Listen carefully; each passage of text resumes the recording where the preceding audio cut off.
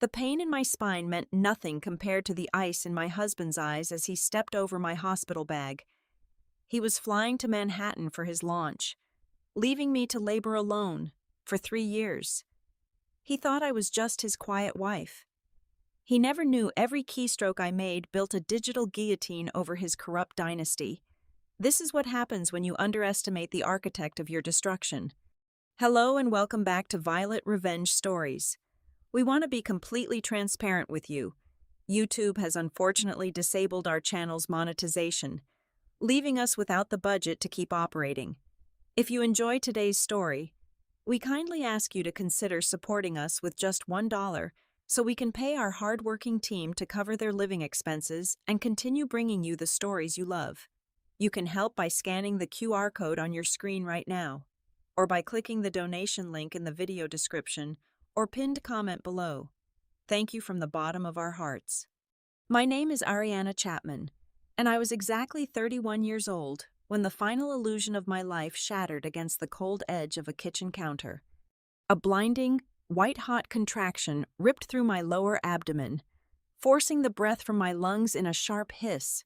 I gripped the edge of the custom Italian marble island in the center of our sprawling Chicago penthouse. The stone was freezing against my damp palms.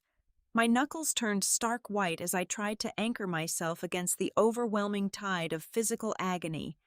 The pain radiated from my spine, heavy and relentless, signaling that my daughter was demanding her entrance into the world far sooner than anyone had anticipated.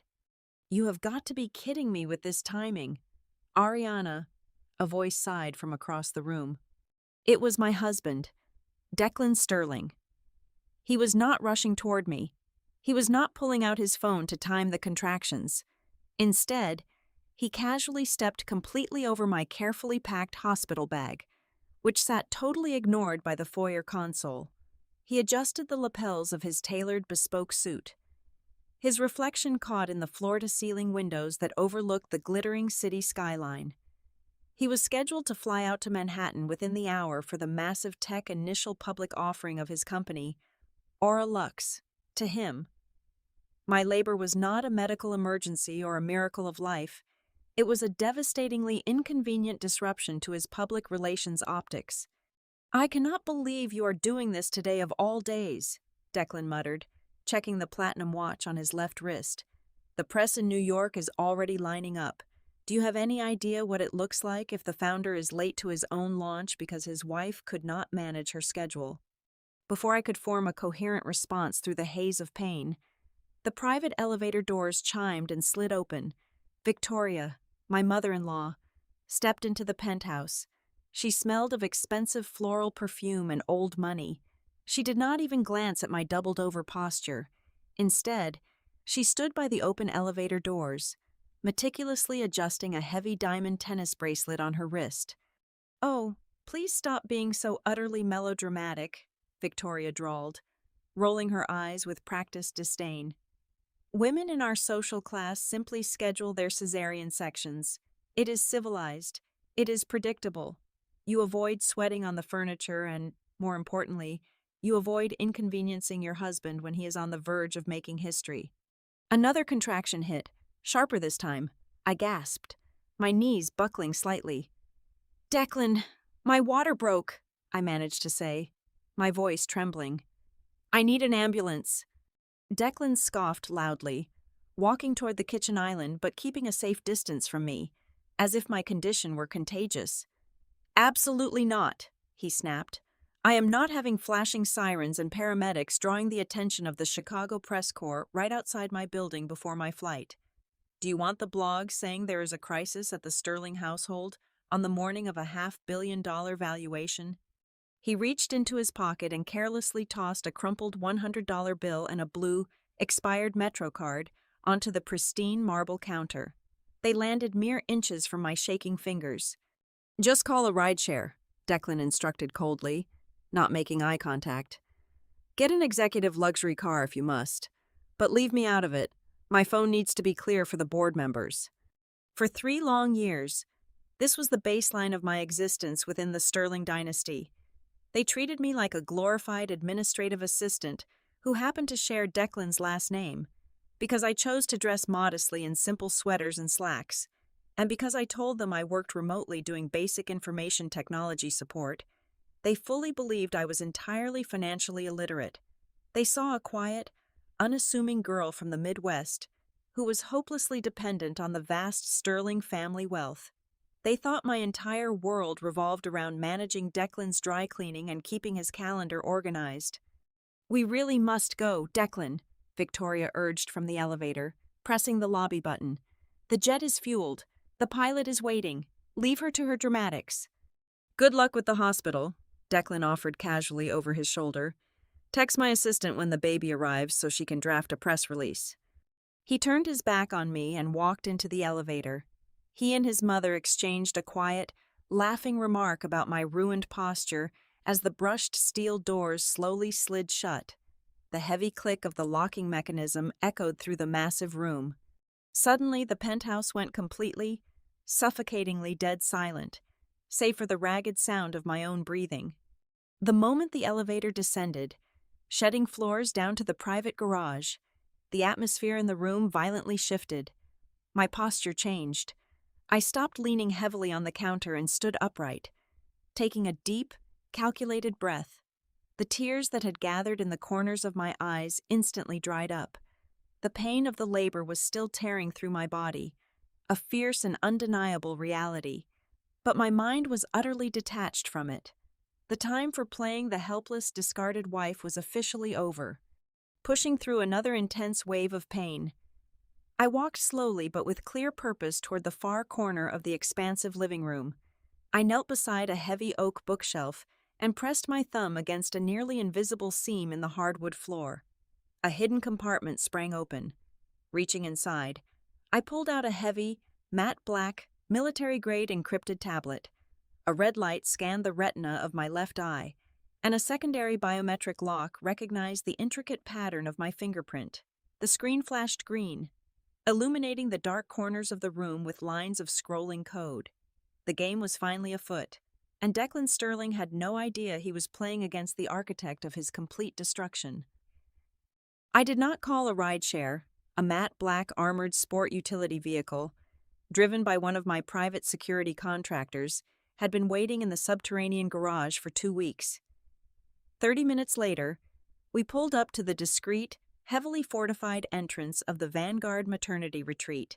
It was a facility that catered strictly to high-value assets, foreign dignitaries, and individuals requiring absolute anonymity, hidden in plain sight on the edge of the city.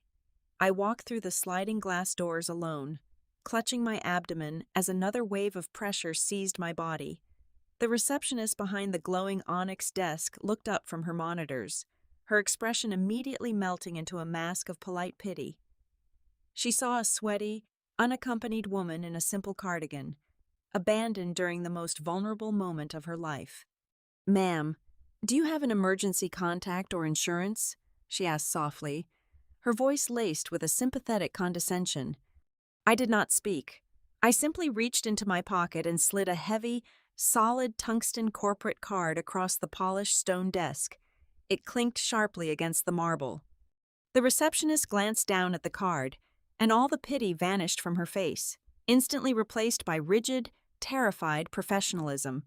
The insignia deeply engraved into the metal did not belong to a helpless housewife. It triggered an immediate, silent alarm for their highest-tier VIP protocol. Within 60 seconds, I was flanked by 2 private trauma nurses and a senior attending physician, whisked directly up a private biometric access elevator to the top-floor penthouse suite. Because I did not work in basic information technology support, I was a Tier 1 cyber forensic architect for the Meridian Cyber Intelligence Consortium. We were a highly classified shadow contractor, operating in the darkest corners of the deep web, tracking international financial terrorism, state-sponsored ransomware syndicates, and billions of dollars in laundered cartel money. My daily routine involved dismantling vast criminal networks that federal governments pretended did not exist. Playing the role of Declan's quiet, unassuming wife was simply the longest, most agonizing undercover assignment of my career. Once I was settled into the mechanized hospital bed, a sharp monitoring belt strapped tightly across my swelling belly. I opened my encrypted tablet. The pain was coming in relentless waves now, intense and rhythmic, but my fingers flew across the virtual keyboard with brutal precision. I pulled up a terrifyingly complex digital web, connecting offshore servers, shell companies, and encrypted ledgers. Declan and his father, Arthur Sterling, were universally praised in the media as brilliant tech visionaries. The reality was profoundly different. Their highly anticipated New York startup, Aura Lux, was nothing but a massive, sophisticated Ponzi scheme. They had dressed it up as a revolutionary blockchain real estate token, promising exceptionally high yield returns to lure in hundreds of thousands of hard-working, middle-class investors. It was an intricate house of cards, built entirely on fabricated algorithms and empty promises, designed to siphon generational wealth from the innocent directly into the offshore bank accounts of the Sterling family. But starting a global fraud ring required immense initial liquid capital, and that was the true, sickening reason Declan had married me. 3 months ago, I intercepted a secure data packet that shattered whatever lingering illusion I had about my marriage. The Sterlings had quietly forged my signature and completely drained a $20 million trust fund left to me by my late mentor. They used my inheritance to buy the server farms, bribe the international auditors, and rent the lavish Manhattan ballroom for their launch. They were absolutely convinced that my supposed corporate ignorance would keep the theft permanently hidden. They believed that once the initial public offering went live and the new investor money flooded in, they could quietly replace the stolen $20 million before I ever noticed the missing commas in my bank account. They mistook my modesty for weakness and my silence for stupidity. A small notification pinged in the upper right corner of my screen. The GPS micro-trackers I had discreetly sewn into the luxury silk lining of Declan's luggage showed him arriving at a 5-star hotel in Manhattan. The bait was in the trap, but I did not just plan to freeze their stolen money or alert the federal authorities. That would have been entirely too merciful. Over the last 6 months, I had secretly rewritten the core architecture of their platform from the inside out.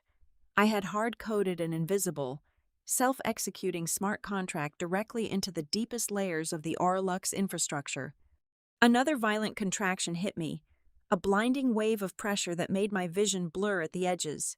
I gripped the steel bedrail with my left hand, squeezing my eyes shut until the physical spike passed. As the pain slowly receded, leaving me gasping for air against the sterile hospital pillows, I looked back at the glowing screen, hooked up to the fetal monitors measuring the erratic, rapid beating of my daughter's heart. I typed with one hand. I deployed the final payload. In exactly 12 keystrokes, I overrode the Sterling family's master administrative privileges. I revoked their security clearances, encrypted their backdoor exits, and severed their access to their own control panels. I locked them entirely inside their own digital ecosystem. The digital walls were up, the virtual doors were sealed shut, and the trap was armed. All that was left was for Declan to walk onto that stage and pull the lever. 1,000 miles away, inside the grand ballroom of a legendary Manhattan hotel, the air was thick with the scent of expensive cologne and the electric charge of unbridled greed. The live stream on my tablet showed a sea of bespoke tuxedos, designer evening gowns, and the absolute elite of the financial world. Blinding white camera flashes exploded in rapid succession, illuminating the room like a lightning storm as Declan and his father, Arthur, walked onto the brilliantly lit stage. They looked like conquering kings of the digital age. Their smiles were perfectly white, their postures radiating an arrogant, untouchable confidence that only comes from believing you have successfully rigged the game. Down in the front row, bathed in the overflow glow of the stage lights, sat Victoria. She held a delicate crystal flute of vintage champagne, her diamond bracelet catching the flashbulbs every time she moved. The directional microphones from the press pool picked up the ambient chatter of the VIP section with crystal clarity. She leaned in toward a prominent Wall Street hedge fund manager, laughing a sharp, brittle laugh that made my blood run cold. "Oh, my daughter-in-law is resting," Victoria sneered smoothly into the ear of the billionaire beside her. She is a sweet, simple girl, really, completely overwhelmed by all this complex business. We had to leave the dead weight back in Chicago. Some women just cannot handle the velocity of true success, and Declan simply could not be anchored down today. The velocity of my reality was measured in blinding spikes of agony. Inside the top-floor suite of the Vanguard Maternity Retreat, the sterile white lights above me suddenly snapped to full, clinical brightness. The rhythmic beeping of the fetal heart monitor suddenly accelerated, turning into an urgent, continuous blare that echoed off the tiled walls. The heavy oak doors flew open. A team of 4 doctors and trauma nurses rushed into the room, their expressions tight, professional, and fiercely focused. The time for waiting, the time for breathing through the pain, was entirely over. I was in active, aggressive labor. "You need to push right now," the senior attending physician ordered, taking his position at the foot of the bed and adjusting his surgical gloves. "The baby's heart rate is fluctuating. We need to move." A primal, tearing sensation ripped through my pelvis, entirely eclipsing the physical world around me. My own heart rate skyrocketed in response. The spiked green lines on the medical monitors next to my bed jumped erratically, drawing a perfect, terrifying parallel to the digital fluctuations on my encrypted tablet. I had the live ticker of the Orlux launch countdown streaming right next to my daughter's vital signs. The physical crescendo of human birth and the digital countdown to a massive financial catastrophe were inextricably locked into the exact same violent, unstoppable rhythm. On the screen, Declan stepped up to a massive, custom-built touchscreen display that dominated the center of the stage. A giant digital clock hovered above his head in bold gold lettering, ticking down the final 2 minutes. Behind that glowing clock lay the entire hidden architecture of his fraud. The moment his manicured hand struck that ceremonial launch button, a highly obfuscated routing script was programmed to execute deep within the blockchain. It would instantly liquefy $500 million of incoming middle-class investor capital. That staggering fortune, the life savings of thousands of ordinary people, would instantly bypass the public ledgers and wash directly into an untraceable network of offshore holding accounts located deep in the Cayman Islands. Declan raised both his hands to the cheering crowd, soaking in the absolute adulation of the room. He was a common thief disguised as a visionary savior, preparing to ruin thousands of lives to secure his own corrupt dynasty. "Deep breath and push," the doctor shouted over the rushing sound of blood pounding in my ears. I gripped the cold steel rails of the hospital bed with my right hand, my knuckles turning translucent against the metal. The pain was a heavy ocean trying to drown me, pulling me under the waves of consciousness, but my mind remained a sharpened razor. I waited. I needed the exact moment of peak vulnerability. The firewall around the Orlux server had an automated fail-safe protocol that would lock out any external administrative commands exactly 30 seconds before the launch sequence. If I moved too soon, the system would reboot and they would escape. If I moved too late, the money would vanish forever. Between agonizing pushes, fighting through the physical tearing of my own body, I reached my left hand toward the tablet resting on the mechanized tray. The countdown on the live feed read 45 seconds. I had exactly 15 seconds to strike. My vision blurred heavily with hot tears of physical exertion, but my fingers found the glowing glass of the screen. I typed with frantic, absolute precision. I inputted the final 12-digit override code into the terminal. Each keystroke was a heavy, calculated strike against the very foundation of the Sterling Empire. 10 seconds on the clock. One more push. "Give it everything you have right now," the nurse yelled, tightly bracing my trembling shoulders. I screamed. It was a guttural, raw sound that tore from the very bottom of my lungs, pouring every single ounce of my remaining strength, my years of suppressed rage, and my fierce love into bringing my child into the light. 5 seconds on the Manhattan stage. Declan lifted his hand high above his head, playing to the absolute frenzy of the Wall Street crowd. 3 seconds. My body convulsed with the ultimate, earth-shattering push. 1 second. Declan slammed his hand violently onto the glowing launch button in New York. At that exact, microscopic fraction of a second, my daughter was born into the world. A beautiful, piercing cry of new life filled the bright, sterile hospital room in Chicago. It was the loudest, most glorious sound I had ever heard in my entire existence. But 1,000 miles away, the Manhattan ballroom was hit with a deafening, terrifying silence. The anticipated air cannons of gold confetti did not fire. The triumphant, booming orchestral music did not play. The crowd's thunderous cheering faltered, turning into a low murmur, then died away entirely as a wave of intense, suffocating confusion swept through the massive room. On the stage, Declan's triumphant, arrogant smile completely froze on his face. The massive promotional graphics on the digital billboard behind him suddenly glitched, tearing into jagged, violent lines of distorted static. I collapsed back against the sweat-soaked hospital pillows, panting heavily, my chest heaving as the nurses quickly moved to clean and wrap my screaming, perfect baby girl. I turned my head just enough to look at my terminal. The funds did not route to the Cayman Islands.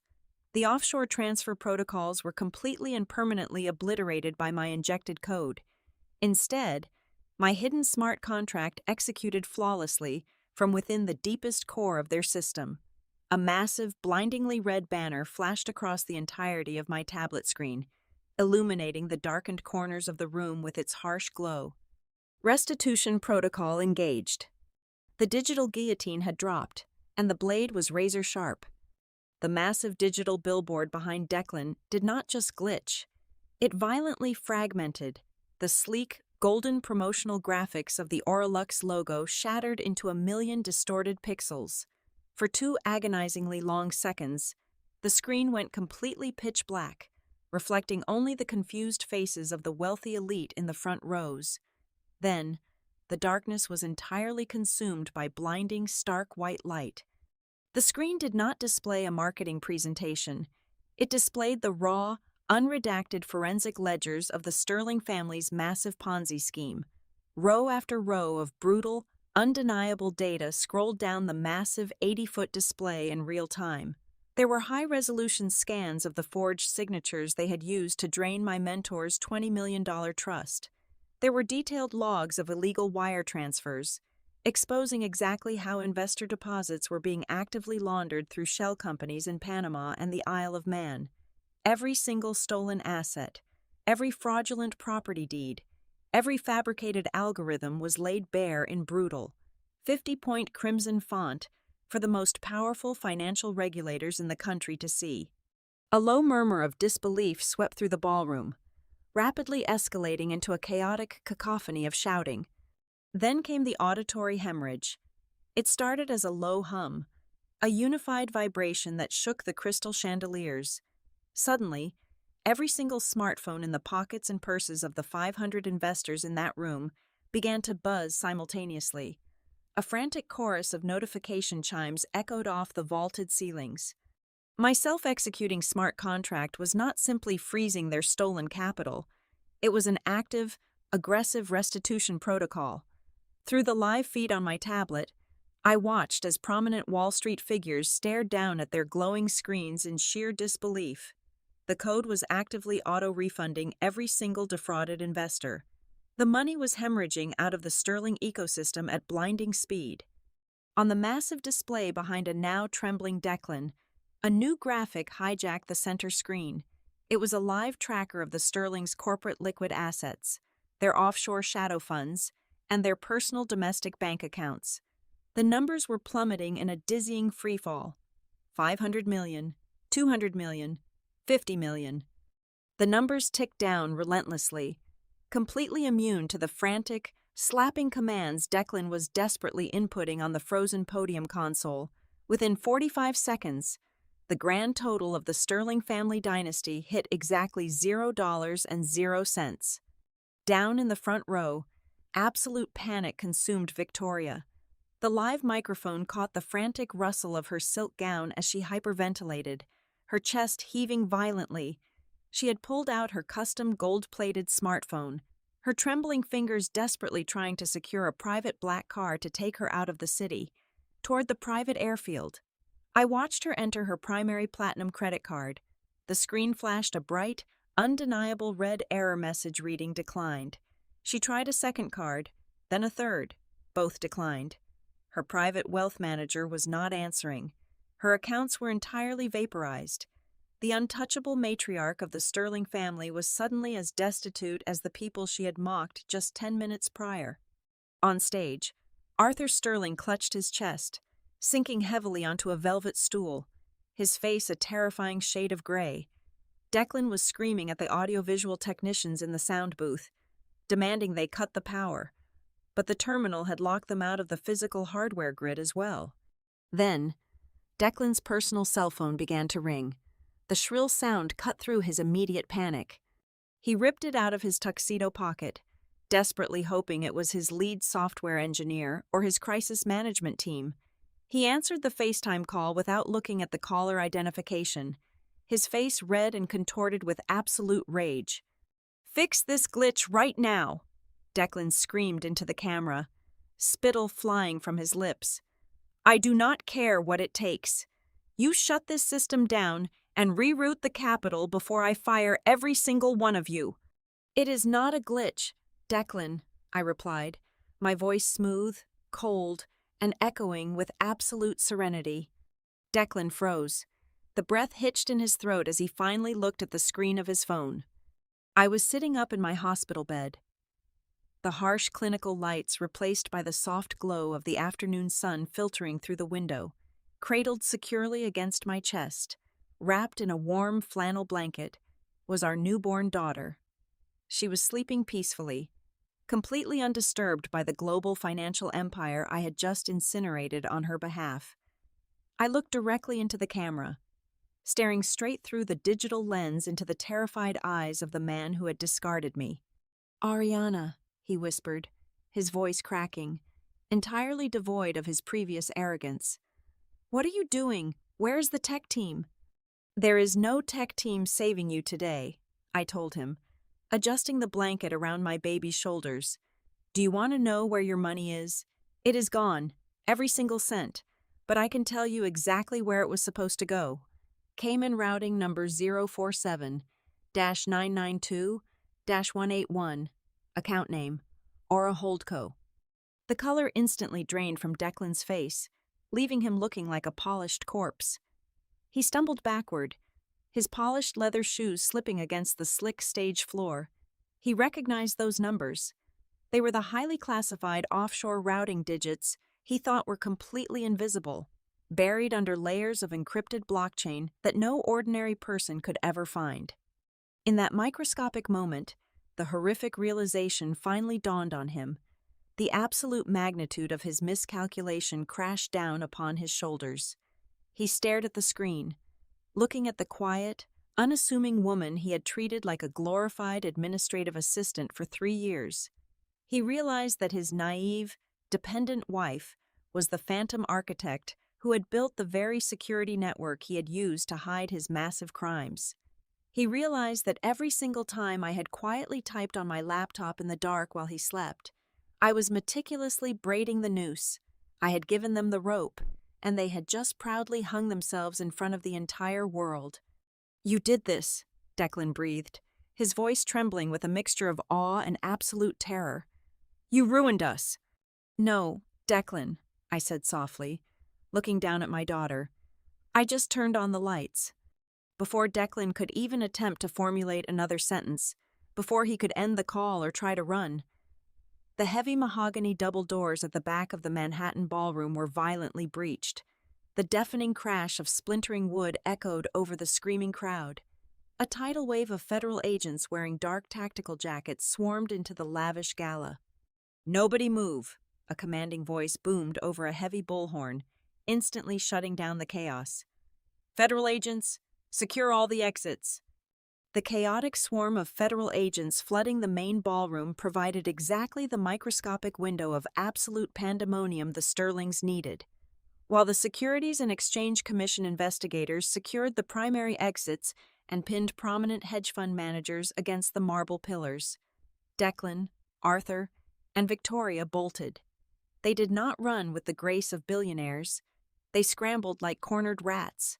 They shoved their way through the swinging metal doors of the hotel catering kitchen, slipping on floors slick with spilled grease and discarded hors d'oeuvres. The heavy scent of roasted garlic and sheer panic clung to their expensive clothes. They abandoned their custom leather luggage in the holding room, leaving behind everything they owned to save their own skin. Bursting out of the service exit into the damp, freezing Manhattan alleyway, they did not wait for a black luxury car. Declan threw himself into the back of a dented rogue yellow cab. Hauling his mother and father in behind him, he screamed at the driver, offering $10,000 in cash if he could get them across the bridge to a private airfield in New Jersey in under 30 minutes. Their destination was an airstrip where their corporate jet sat fueled and waiting, ready to ghost them away to a country with zero extradition treaties with the United States. They practically fell out of the cab onto the darkened tarmac, sprinting toward the sleek, silver frame of their Gulfstream jet. The auxiliary power was already humming. Declan stormed up the air stairs, his tuxedo jacket torn, screaming at the pilot to initiate takeoff immediately, threatening to ruin the man's life if they delayed by even a single second. The cabin door sealed shut with a heavy, pressurized hiss as the jet taxied aggressively and tore up into the black night sky. The crushing weight of gravity pushed them back into the plush white leather seats. For a brief, intoxicating moment, they thought they had actually won. Victoria reached for a crystal tumbler from the cabin bar with a violently shaking hand, pouring herself a massive measure of scotch. She let out a ragged, hysterical breath of relief, leaning her head back against the headrest. "The Federal Bureau of Investigation is entirely incompetent," Victoria mocked, her voice strained but dripping with her usual venom. "They move like dinosaurs. We will be in South America before they even figure out how to unfreeze the domestic accounts. We can rebuild. We always rebuild. But the universe, and my meticulously constructed digital infrastructure, had other plans. Exactly 10 minutes into the flight, just as they broke through the dense cloud cover, the Gulfstream did not level out on a southern trajectory. Instead, the aircraft banked sharply and aggressively to the east, the intense gravitational force throwing Victoria's drink across the pristine cabin. Declan unbuckled his seatbelt, his heart hammering against his ribs, and stumbled down the narrow aisle toward the cockpit. He pounded his fist against the reinforced door, demanding answers, screaming that they were completely off course. The response he received was not a verbal apology. The pilot simply reached up and flipped a heavy mechanical switch. The deadbolt on the reinforced cockpit door slammed shut with a definitive, echoing thud, locking the passengers inside the main cabin. Then, the co-pilot turned around in his seat. His face was entirely impassive. He reached into his flight vest, unfolded a thick piece of paper, and pressed it flat against the interior bulletproof glass. It was a federal arrest warrant. Back in my serene, softly lit hospital room in Chicago, I was gently rocking my newborn daughter against my chest, nursing her for the very first time. Resting on the mechanical tray table beside us was my tablet, displaying a tiny blinking red airplane icon moving steadily across a digital map. I had not merely targeted the Sterling family's bank accounts. That would have left their physical escape routes intact. 7 months ago, operating under the highly classified authority of the Meridian Cyber Intelligence Consortium, I discovered that their aviation charter company was heavily leveraged. I quietly and legally purchased the entirety of their corporate debt. I did not just freeze their assets. I technically owned the very metal tube they were currently trapped inside. I had pre-filed a deeply buried flight plan with the Federal Aviation Administration weeks in advance, locking the coordinates directly into the onboard navigation system. The Gulfstream was not flying to a warm, untouchable beach in South America. It was on a direct, unavoidable descent toward the heavily fortified tarmac of a federal holding facility in the state of Virginia. Through the encrypted feed from the cabin security cameras, I watched the sheer, paralyzing horror wash over my husband. The jet engines roared as they began their rapid descent. The wheels hit the concrete runway with a heavy jolt. When the aircraft finally rolled to a complete halt, The exterior floodlights of the federal facility cut through the darkness. Blindingly bright, the jet was instantly surrounded by a dozen black armored vehicles. Heavily armed United States Marshals swarmed the air stairs. Victoria took one look at the flashing red and blue lights illuminating the cabin windows and completely collapsed, fainting dead away onto the ruined white leather seats. The main door was breached. The marshals flooded the cabin, grabbing Declan by the lapels of his ruined tuxedo. He fought wildly, completely losing his mind, kicking and thrashing as they slammed steel handcuffs around his wrists. They dragged him violently down the metal air stairs and shoved him toward the cold concrete. As the heavy doors of the armored transport van swung open to swallow him whole, Declan twisted his head back toward the sky, his face contorted in absolute agony, and screamed my name into the freezing wind. But the only answer he received was the deafening roar of the jet engines spinning down into total silence. 8 months had passed since the night the world completely changed. The freezing winter winds of Chicago had melted into a bright, golden autumn. I stood on the sprawling terrace of the estate that once belonged to the Sterling family. But the cold, gaudy marble, the suffocating crystal chandeliers, and the oppressive arrogance that used to fill these walls were completely gone. The federal government had legally seized the property during the raid, and I had quietly purchased it back at auction. Now, it served as the bustling headquarters for my new financial restitution foundation. Downstairs, dozens of brilliant cyber analysts were actively hunting down other corporate fraudsters, using the remnants of the Sterling fortune to make ordinary people whole again. 1,000 miles away, Declan was sitting in a maximum security holding facility, staring down the barrel of a 30-year federal sentence. But even behind bars, he tried to play one final, desperate hand of manipulation. His high-priced defense attorney contacted my legal team, requesting an urgent, in-person meeting. Declan was offering a trade. He claimed he possessed a hidden, heavily encrypted external hard drive containing the location of the last missing $50 million. He promised to hand over the decryption keys, but only if I signed a legally binding agreement granting him partial custody of our daughter upon his release, and only if I dropped all the remaining civil lawsuits against his mother. I agreed to meet his lawyer in a sterile, windowless visitation room at the federal penitentiary.